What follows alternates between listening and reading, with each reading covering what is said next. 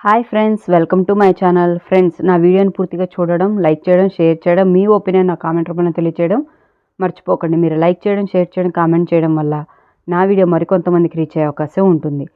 ఓం శ్రీ కార్తీక దామోదరాయ నమః. శివాయ విష్ణు రూపాయ శివరూపాయ విష్ణవే. శివస్య హృదయం విష్ణు, విష్ణుశ్చ హృదయం శివ. పద్మపురాణాంతర్గత సంపూర్ణ కార్తీక మహాపురాణం 29వ రోజు పారాయణ ప్రారంభ. సప్తవింశోధ్యాయ ప్రారంభ. నారదుని హితవుపై రవంత చింతించిన రవిసుతుడు ఆ ధనేశ్వరునకు ప్రేతపతి అనే తన దూతను తోడిచ్చి నరకానికి తరింపచేయవలసిందిగా ఆదేశించాడు. ఆ దూత ధనేశ్వరుణ్ణి తనతో తీసుకొని వెడుతూ మార్గమందలి నరక భేదాలను చూపిస్తూ వాటి గురించి ఇలా వినిపించసాగాడు. తప్తవాలూకము. ఓ ధనేశ్వర, మరణించిన వెంటనే పాపకరములు ఇక్కడ కాల్చబడిన శరీరములు కలవారే దిక్కులు ప్రక్కలయ్యేలా రోధించుతూ ఉంటారు. దీనినే తప్తవాలోక నరకము అంటారు.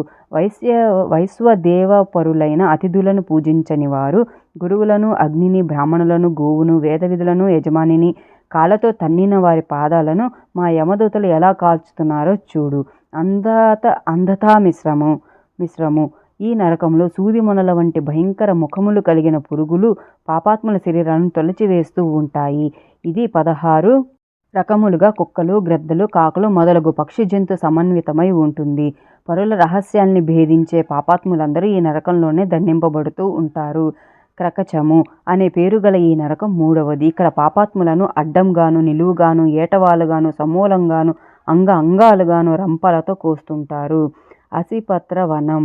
4 నరక ధోరణి అయిన దీనినే అసిపత్ర వనం అంటారు. భార్యాభర్తలను, తల్లిదండ్రుల నుండి సంతానమును ఎడబాపులు చేసే పాపులంతా ఈ నరకానికి చేరి నిలువెల్లా బాణాలతో గుచ్చబడి అసిపత్రాలచే శరీరాలు చింపబడి ధారలుగా కారే నెత్తుటి వాసనకు వెంటబడి తరిమే తోడేళ్ల గుంపులకు భయపడి పారిపోవాలని పరుగులు తీసి పారిపోయే దిక్కులేక పరితపిస్తూ ఉంటారు. చంపుట, భేదించుట మొదలగు విధులతో ఈ నరకం 6 రకాలుగా ఉంటుంది. కూటసాల్మలి. 16 రకాలుగా దండించేది. పరస్త్రీలను, ద్రవ్యాన్ని హరించేవాళ్ళు, పరాపకారులు అయిన పాపులు ఉండేది కూటసాల్మలి నరకం. రక్తపూయ అనే ఈ విభాగం 6వ నరకం. ఇక్కడ పాపాత్ములు తలకిందులుగా వేలాడుతూ యమకింకరుల చేత దండించబడుతూ ఉంటారు.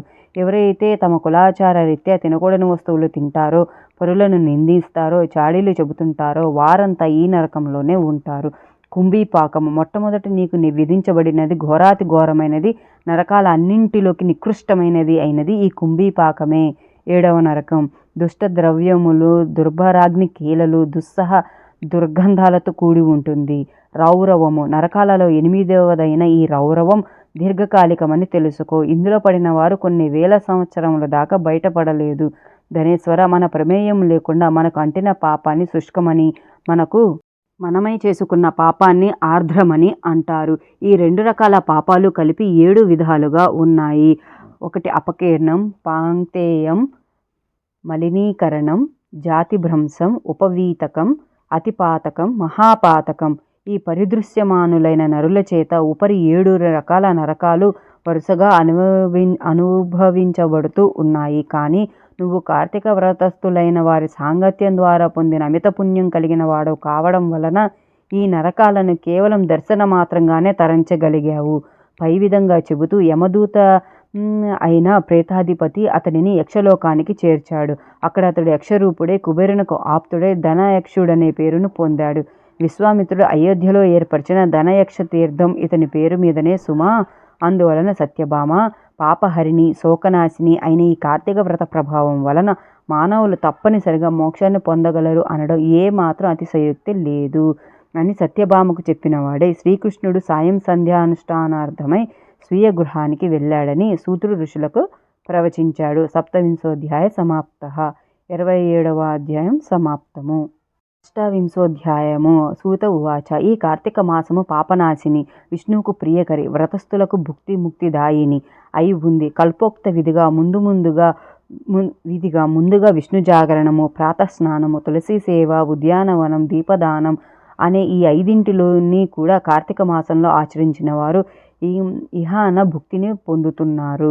పాపాలు పోవాలన్నా, దుఃఖాలు తీరాలన్నా, కష్టాలు కడతీరాలన్నా, కార్తీక వ్రతాన్ని మించినది మరొకటి లేదు. ధర్మార్థ కామ మోక్షాలు 4 కోసము ఈ కార్తీక వ్రతం ఆచరించవలసి ఉంటుంది.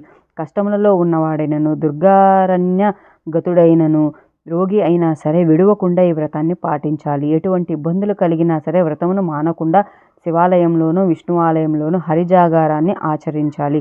శివ విష్ణు దేవళాలు చేరువలో లేనప్పుడు రావి చెట్టు వద్ద కానీ తులసీవనంలో కానీ వ్రతం చేసుకోవచ్చును. విష్ణు సన్నిధానంలో విష్ణు కీర్తనలు ఆలపించేవాళ్ళు సహస్ర గోదాన ఫలాన్ని, వాద్యాలు వాయించేవాళ్ళు అశ్వమేధ ఫలాలని, నర్తకులు సర్వతీర్థాల స్నాన ఫలాన్ని పొందుతారు. ఆపదలలో ఉన్నవాడు, రోగి, మంచినీరు దొరకని వాడు వీళ్ళు కేశవనామాలతో లాంఛన మార్జనం ఆచరించితే చాలు. వ్రతోద్యాపనకు శక్తి లేని వాళ్ళు బ్రాహ్మణులకు భోజనం పెడితే సరిపోతుంది. శ్రీ మహావిష్ణువు యొక్క స్వరూపమే బ్రాహ్మణుడు. అవ్యక్త రూపిణో విష్ణు స్వరూపో బ్రాహ్మణో భువి. కావున కార్తీక మందు బ్రాహ్మణుని సంతోషపరచడం చాలా ప్రధానం. అందుకుగాను శక్తి లేని వాళ్ళు గోపూజ చేసినా చాలును. ఆపాటి శక్తి అయినా లేని వాళ్ళు రావి మర్రి వృక్షాలను పూజించినంత మాత్రం చేతనే వ్రతాన్ని సంపూర్తి చేసిన ఫలాన్ని పొందగలుగుతారు. దీపదానం చేసే స్తోమత లేనివారు, దీపదానానికైనా తాహతు లేనివారు ఇతరులచే వెలిగించబడిన దీపాన్ని ప్రజ్వలింపచేసి గాలి మొదలైన వాటి వలన అది ఆరిపోకుండా పర్యవేక్షించినా కూడా పుణ్యం పొందుతారు.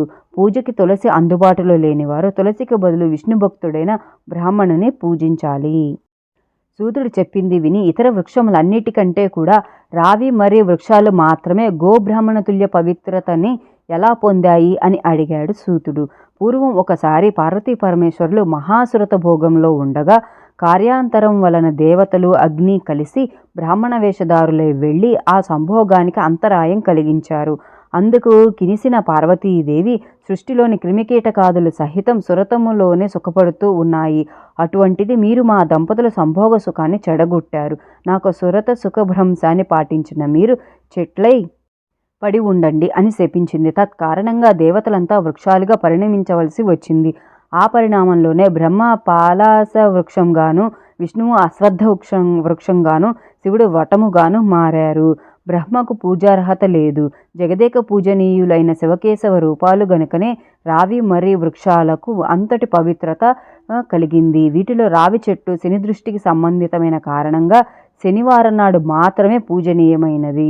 ఇతర వారాలలో రావి చెట్టును తాకరాదు సుమా అంటూ చెప్పడాన్ని ఆపాడు సూతుడు. 27, 28 అధ్యాయాలు సమాప్త. 29వ రోజు పారాయణ సమాప్త. ఓం శ్రీ కార్తీక దామోదరాయ నమః. నా వీడియో మీకు నచ్చినట్టయితే నా వీడియోని లైక్ చేయండి, షేర్ చేయండి. మీ ఒపీనియన్ నాకు కామెంట్ రూపంలో తెలియచేయండి. Thank you for watching.